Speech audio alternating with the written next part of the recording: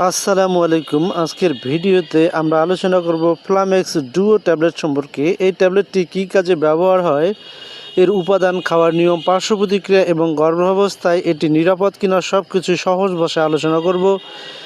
So সম্মানিত viewers, ভিডিওটি skip না করে সম্পূর্ণ ভিডিওটি মনোযোগ সহকারে দেখতে থাকুন। ফ্লামেক্স ডুও ট্যাবলেটটি কি, এবার আমরা সে সম্পর্কে জানব।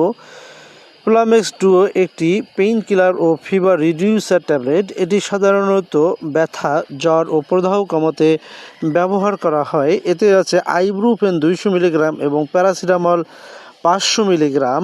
এই দুইটি একসাথে দ্রুত ব্যথা ও জ্বর কমাতে ব্যবহার করা হয়ে থাকে। এবারে আমরা জানব ফ্লামেক্স ডুও ট্যাবলেটের কার্যকারিতা। এই ট্যাবলেটটি ব্যবহার করা হয় মূলত মাথা ব্যথা, দাঁতের ব্যথা, জ্বর, শরীর ব্যথা, কোমর ও পিঠ ব্যথা, এছাড়াও মাসিকের ব্যথা, সর্দি জ্বরের ব্যথা, মাংসপেশি ও জয়েন্টের ব্যথা সারাতে ডক্টররা এই ট্যাবলেটটি ব্যবহার করে থাকেন। এছাড়াও প্যারাসিটামল জ্বর ও হালকা ব্যথা কমায়, এর সাথে আইবুপ্রোফেন ব্যথা ও ফোলাভাব দুটোই কমাতে সাহায্য করে। ফ্লামেক্স ডুও ট্যাবলেটটি খাওয়ার নিয়ম: সাধারণত দিনে 1 থেকে 3টি ট্যাবলেট পর্যন্ত ডক্টররা এর ডোজ নির্ধারণ করে থাকেন। অবশ্যই খাওয়ার পরে খেতে হবে। পানি দিয়ে সম্পূর্ণ ট্যাবলেট গিলে খেতে হবে, কোনোভাবে চিবানো বা ভেঙে খাওয়া যাবে না। ফ্লামেক্স ডুও ট্যাবলেট গর্ভাবস্থায় সাধারণত নিরাপদ নয়, কারণ এতে আছে আইবুপ্রোফেন।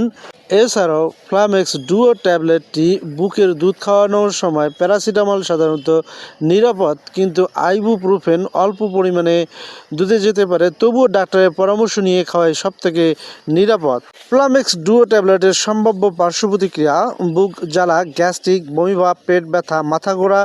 দীর্ঘদিন খেলে কিডনির সমস্যা হতে পারে, তাই অবশ্যই অভিজ্ঞ ডাক্তারের পরামর্শ ছাড়া নিজে থেকে ডোজ নির্ধারণ করবেন না।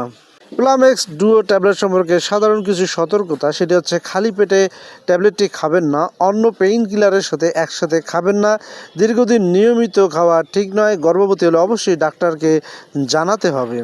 সো বন্ধুরা, ফ্লামেক্স ডুও ট্যাবলেট ব্যথা ও জ্বর কমাতে কার্যকরী একটি ঔষধ, কিন্তু গর্ভাবস্থায় এটি ঝুঁকিপূর্ণ, বিশেষ করে শেষ 3 মাসে।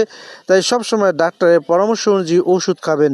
ভিডিওটি উপকারী হলে ভিডিওটিতে লাইক দিন, কমেন্ট আর প্রশ্ন লিখুন এবং এমন স্বাস্থ্য বিষয়ক ভিডিও পেতে চ্যানেলটিকে সাবস্ক্রাইব করুন। সো আজকের মতো এখানে বিদায় নিচ্ছি। আল্লাহ হাফেজ।